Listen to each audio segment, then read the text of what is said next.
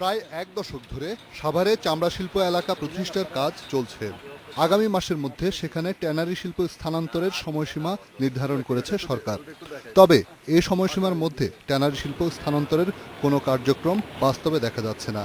সাভার চামড়া শিল্প প্রতিষ্ঠার কাজের তত্ত্বাবধায়ক বুয়েট জানিয়েছে, সম্পূর্ণ কাজ শেষ হবে ডিসেম্বর নাগাদ। তো আশা করতেছি যে জুনের মধ্যে হয়তো আমরা এই 2টা মডিউল শেষ করতে পারবো, আর বাকিগুলো উইদিন ডিসেম্বর বাকিটা শেষ হবে। ট্যানারি মালিক সমিতিও বলছে, ডিসেম্বরের মধ্যে তারা রাজধানীর হাজারীবাগ থেকে চামড়া শিল্প সাভারে সরিয়ে নেবেন। আসলে আমরা জুনে টার্গেট নিয়ে আমাদের কাজকর্ম বা আমাদের অগ্রগতি ওইভাবে ছিল, কিন্তু হয়তো বা আরও 2-1 মাস সময় লেগে যেতে পারে। তবে সাভার চামড়া শিল্প এলাকার বাস্তব চিত্র ভিন্ন। সেখানে হাতে গোনা কয়েকটি ট্যানারির পাইলিংয়ের কাজ চলছে, কোনো কাঠামো এখনো দাঁড়ায়নি।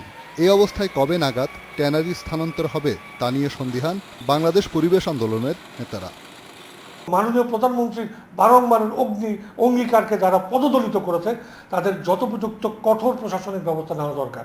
মনে রাখতে হবে, জাদুমন্ত্র দিয়ে একটি ভবন নির্মাণ করা যায় না। সুপরিকল্পিতভাবে সরকারকে বিভ্রান্ত করে একটি চক্র ট্যানারি শিল্প স্থানান্তরের প্রক্রিয়া বিলম্বিত করছে বলে মনে করেন তিনি। তাই 2-3 বছরের আগে ট্যানারি স্থানান্তরের কাজ শুরু করা সম্ভব নয় বলেও মন্তব্য করেন তিনি। ট্যানারি মালিক এবং পরিবেশের ভারসাম্য রক্ষার্থে অতি সত্বর এই শিল্পকে সাভারে স্থানান্তরের অভিমত দিয়েছেন বিশেষজ্ঞরা। রিশাদ হুদা, ইন্ডিপেন্ডেন্ট নিউজ, সাভার, ঢাকা।